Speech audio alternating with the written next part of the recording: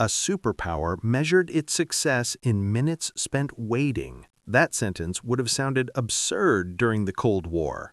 Power was supposed to be measured in missiles, factories, territory, and military divisions. Strength was displayed in parades, statistics, and slogans.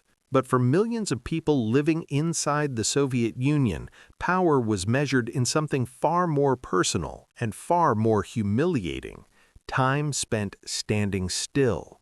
Before sunrise, people gathered outside stores they didn't even know were stocked. Coats pulled tight, hands in pockets, no signs, no announcements, just a line forming because someone heard a rumor.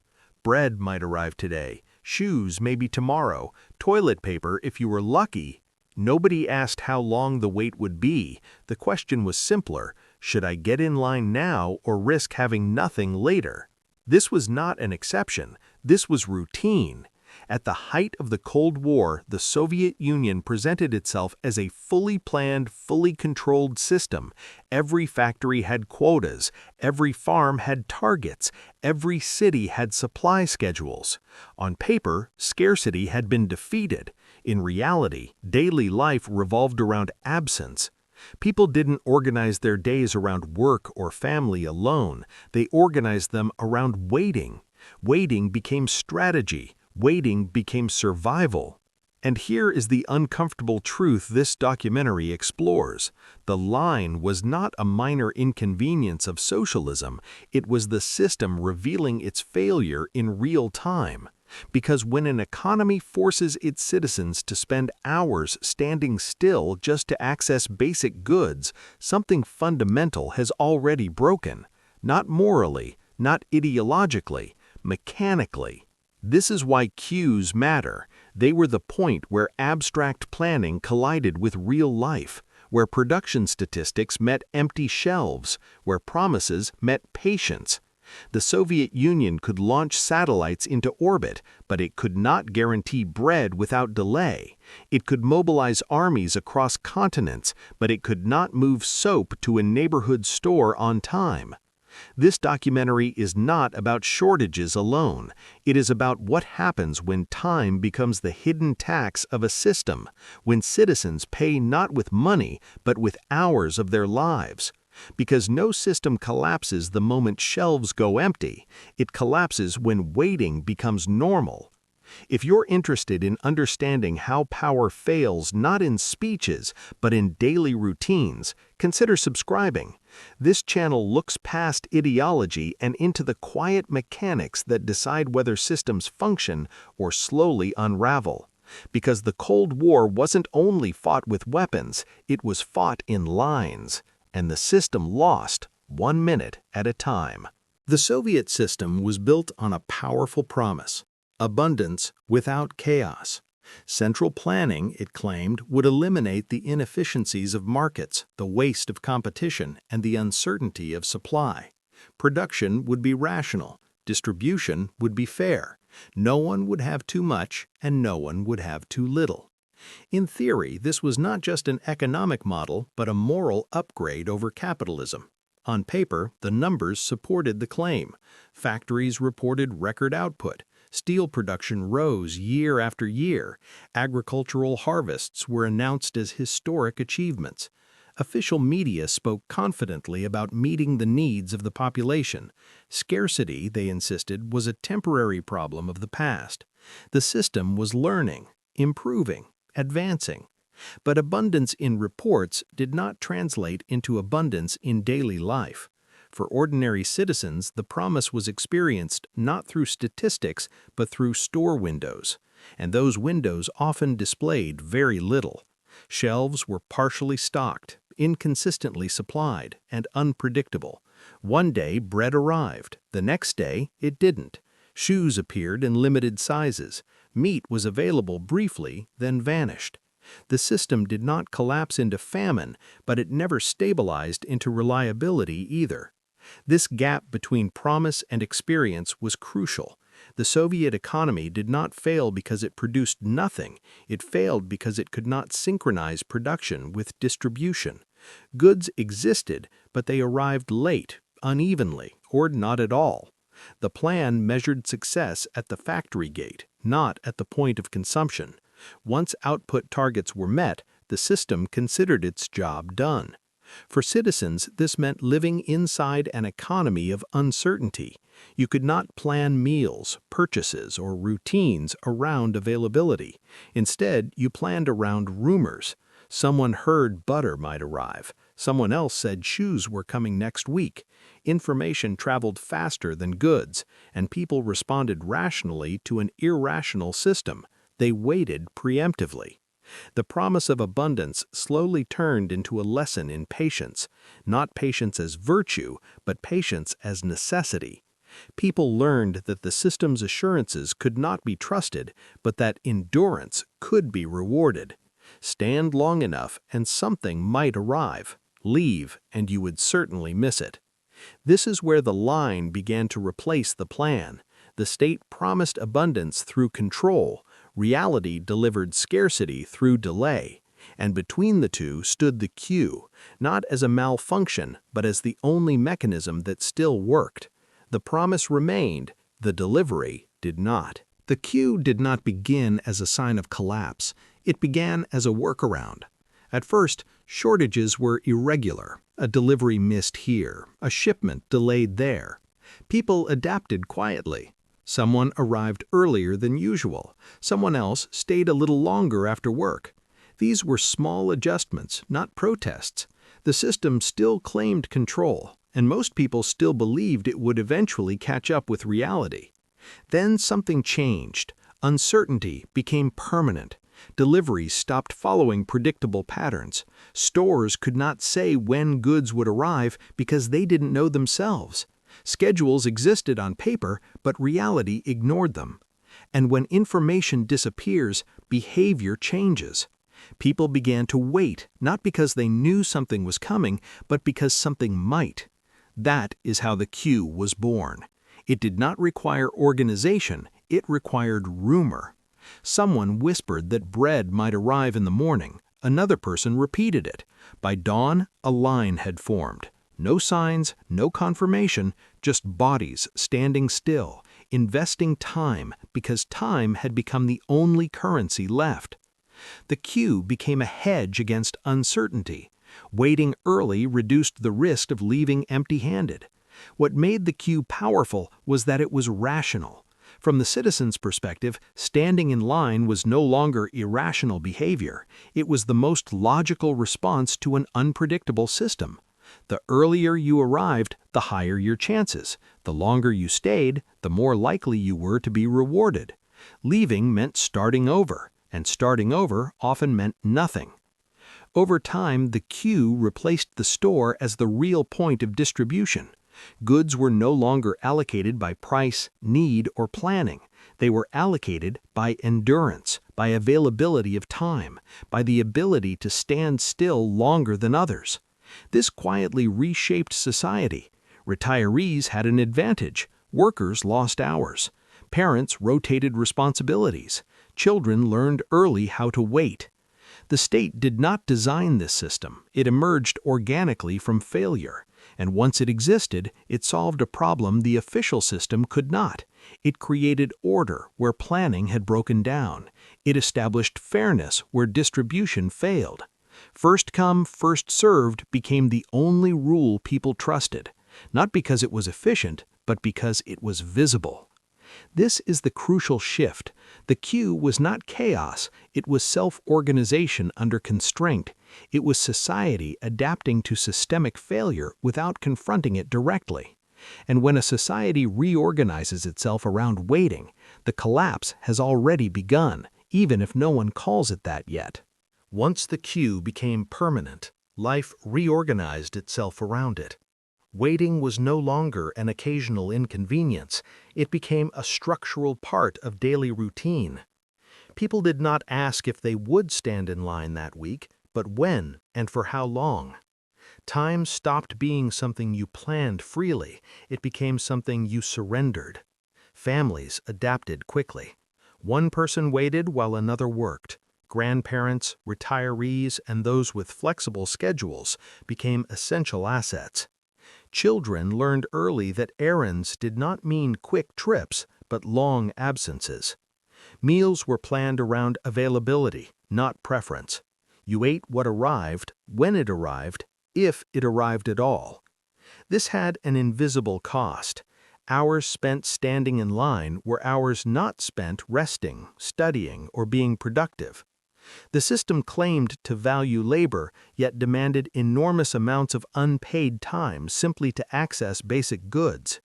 Waiting became a second job, one with no salary, no recognition, and no guarantee of success. The psychological impact was just as significant. Standing in line was not passive, it required constant attention. You had to watch your place, remember faces, guard against line cutting, leave briefly and ask strangers to hold your spot, hoping they would. Trust became transactional. Cooperation existed, but it was fragile. Tension lived just beneath the surface. Over time, waiting reshaped expectations. People stopped assuming stores would work, they stopped believing schedules. Instead, they learned to live in a state of permanent readiness. Shoes on early, bags prepared, coins counted. The system trained citizens not to rely on institutions, but on alertness. This normalization of waiting mattered deeply. When inconvenience becomes routine, outrage fades. Frustration turns into resignation. People no longer ask why things fail, they ask how to adapt. The queue did not radicalize society, it exhausted it. And exhaustion is stabilizing. A tired population is not a rebellious one. Energy that might have gone into questioning the system was consumed by survival logistics. By the time people returned home, they were not thinking about ideology, they were thinking about rest. This is how the queue became more than a symptom, it became a structure. It shaped time, behavior, and expectation. The system no longer needed to convince people it worked, it only needed them to wait. And they did. Here is where the story becomes uncomfortable, because the Soviet Union was not collapsing due to absolute scarcity. Food existed, shoes existed, soap, paper, and basic household goods existed, often in large quantities. The problem was not that the system produced too little, it was that it failed to connect production to everyday life. Warehouses filled while stores remained empty. Agricultural regions harvested crops that never reached cities. Factories produced goods that piled up far from consumers. The economy was full, just not where people lived. This created a strange reality: abundance without access, production without presence. For citizens standing in line, this distinction did not matter. Whether goods existed somewhere else was irrelevant. What mattered was whether they were here, now, and most of the time, they were not. The queue became proof not of shortage, but of disconnection, a visible gap between what the system claimed to have and what it could actually deliver. This gap had consequences beyond inconvenience. It destroyed the logic of trust. If food existed but failed to arrive, then the problem was not nature, weather, or bad luck. It was coordination. It was management. It was the system itself. And this realization slowly spread, not through speeches, but through repetition. The same empty shelves, the same waiting, the same explanations. Officials often blamed temporary disruptions, transport issues, seasonal delays, external pressures. But temporary problems do not last for decades. When exceptions become routine, they are no longer exceptions, they are structure. This is why queues were so revealing. They exposed failure in real time. Every person waiting was evidence that something produced elsewhere had not reached its destination. Every line was a live demonstration of inefficiency, not theoretical, not ideological, physical. At this point, many citizens stopped asking when the system would improve. They began asking different questions. Who do I know? Who can help me? Where else can I get this? Informal networks expanded. Barter replaced money. favors replaced trust in institutions. The official economy continued to exist, but a parallel one quietly took over daily life. This is the turning point. When people stop relying on formal systems and start relying on personal connections, collapse has already begun. The system may still function on paper, but in practice, it has been bypassed. The shortage was not of goods, it was of delivery. Over time, the queue stopped being just a response to failure. It became a mechanism of control, not one designed consciously by the state, but one that served it quietly and efficiently. Lines shaped behavior in ways no decree ever could. They trained people to comply, to wait, and to accept delay as normal. In a queue, confrontation was risky. Complaining did not make goods arrive faster. Leaving meant losing your place. Cutting the line provoked anger not toward the system, but toward other people. Frustration was redirected horizontally, not upward. The structure of waiting discouraged collective action and rewarded individual endurance. The problem was never the system, it was always the person ahead of you or behind you. This dynamic mattered. It transformed scarcity into discipline. People learned to lower expectations, to speak quietly, to avoid drawing attention. The queue did not need police officers, it enforced order through necessity. If you wanted bread, you waited. If you wanted shoes, you waited longer. The system did not have to explain itself, time did the explaining. Waiting also fragmented society.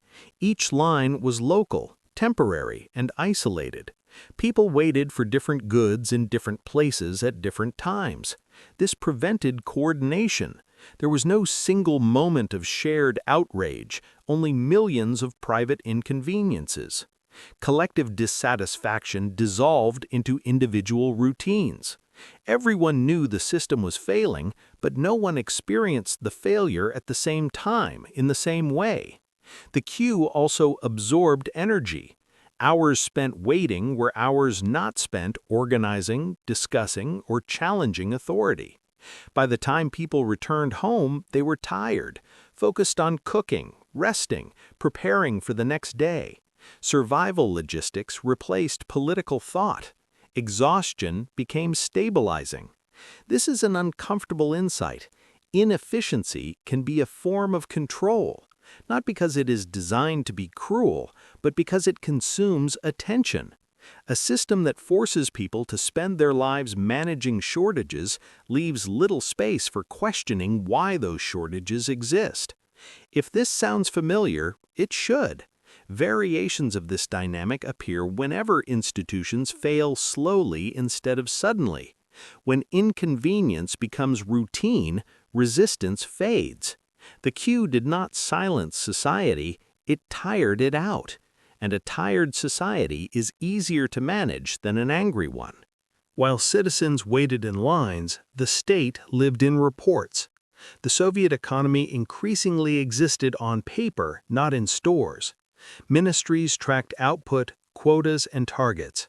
Success was measured in tons produced, hectares harvested, and units completed.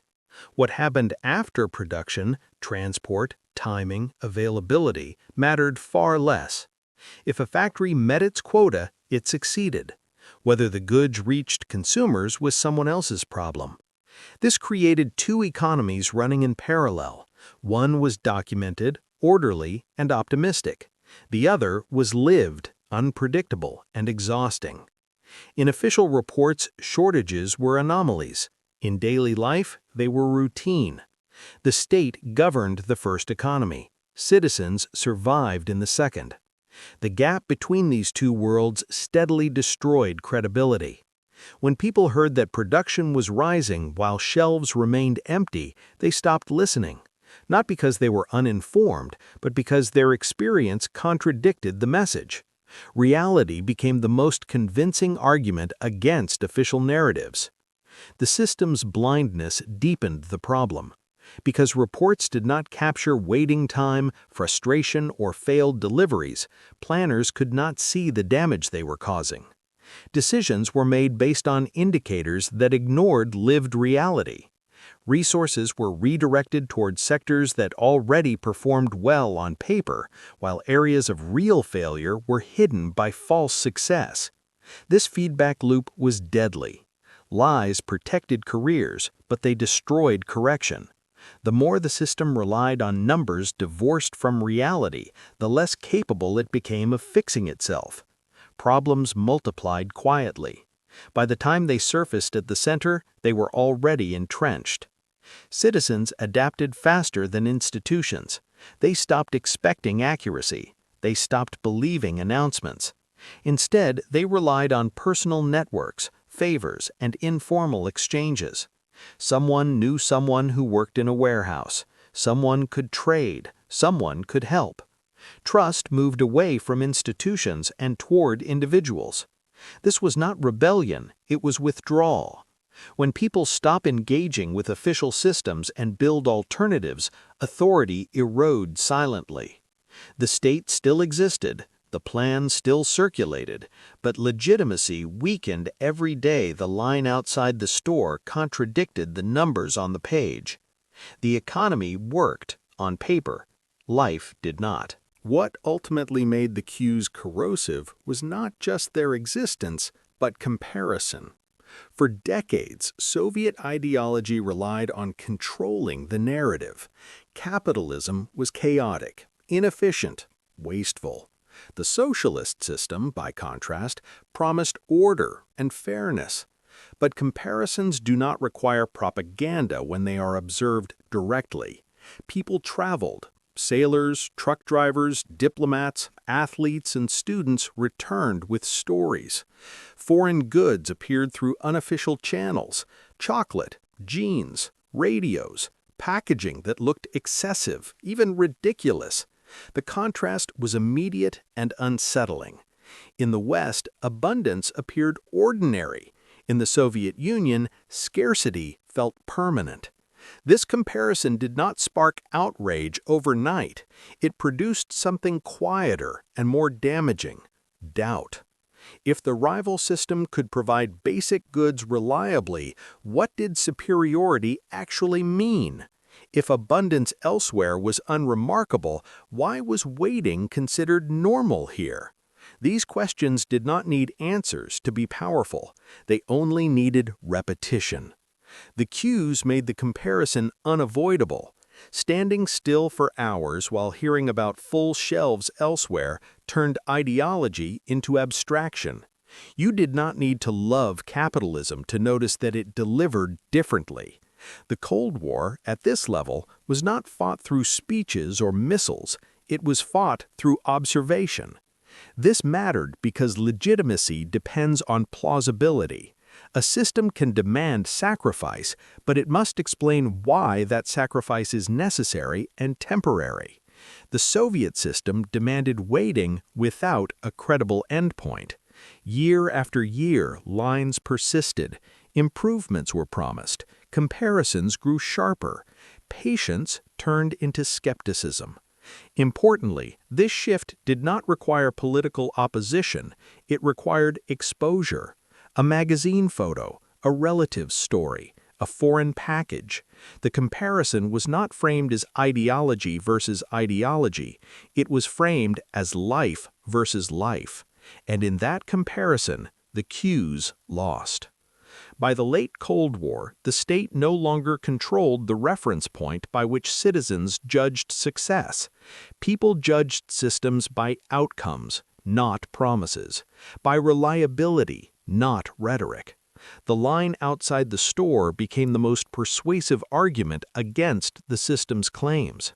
No propaganda campaign could compete with daily experience. No explanation could justify permanent waiting. And once comparison entered everyday thinking, belief began to drain away, quietly, irreversibly. At a certain point, the cues stopped provoking anger, they provoked acceptance.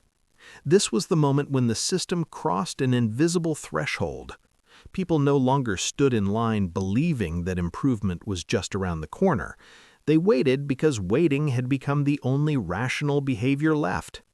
Belief quietly exited the system. Citizens stopped asking when things would get better. They stopped trusting schedules, announcements, and assurances.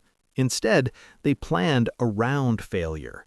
They woke up early not because they believed goods would arrive, but because if something arrived, being late meant losing everything. Hope was replaced by calculation. Survival replaced expectation. This shift was profound. A system can survive criticism, it can even survive resentment. What it cannot survive is indifference. When people no longer expect institutions to work, those institutions lose their reason for existing. The Soviet system did not collapse when shelves were empty. It collapsed when emptiness became normal. Waiting reshaped identity. People no longer saw themselves as participants in a collective project moving toward a shared future. They saw themselves as individuals navigating a broken system. Trust moved inward, toward family, friends, and informal networks. The state became background noise, something you worked around, not with. This withdrawal was quiet. There were no slogans for it, no leaders, no rallies. Just millions of small decisions to stop believing official narratives. The queue taught a simple lesson over and over again. The system would not deliver reliably. Once that lesson was learned, it did not need to be relearned. Importantly, this erosion of belief did not lead immediately to rebellion. Exhaustion replaced outrage. People were busy managing daily uncertainty. Energy was consumed by the logistics of survival. By the time the political structure began to crack, the emotional connection between citizens and the state had already dissolved. This is why the collapse felt sudden from the outside, but inevitable from within. Outsiders saw a powerful system fall quickly. Insiders had lived with its failure for years. The cues had already told them the truth. Waiting had replaced belief. Adaptation had replaced trust. And when belief disappears, systems do not need to be overthrown. They simply stop functioning. History tends to remember the Cold War through its loudest symbols: missiles on launch pads, walls cutting through cities, leaders speaking in absolutes. These images are dramatic, easy to recognize, and easy to teach, but they miss something essential. They miss how collapse is actually lived. The Soviet Union did not fall because it lost a war. It did not fall because it ran out of weapons or territory. It fell because everyday life stopped working, because a system that promised control could not deliver consistency, because millions of people were asked day after day to stand still and wait. The line was not a side effect, it was the signal. When an economy measures success in production, but citizens measure it in waiting time, something has already gone wrong. When abundance exists somewhere, but never arrives where people live, legitimacy erodes. And when waiting becomes normal, belief quietly disappears. No ideology survives permanent delay. No system remains credible when it consumes people's time without delivering results. This is the lesson hidden in the cues. Collapse does not begin with chaos, it begins with inconvenience that never ends, with systems that ask for patience but never reward it, with explanations that no longer match experience. By the time shelves go empty, trust has already been exhausted. The Cold War was not decided only by generals and diplomats. It was decided in kitchens, in stores, and in lines outside shops before sunrise. It was decided when people stopped expecting things to work, when they stopped listening, when they adapted around the system instead of relying on it. And this lesson is not confined to the past.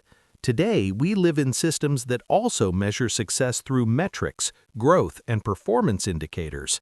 But the question remains the same.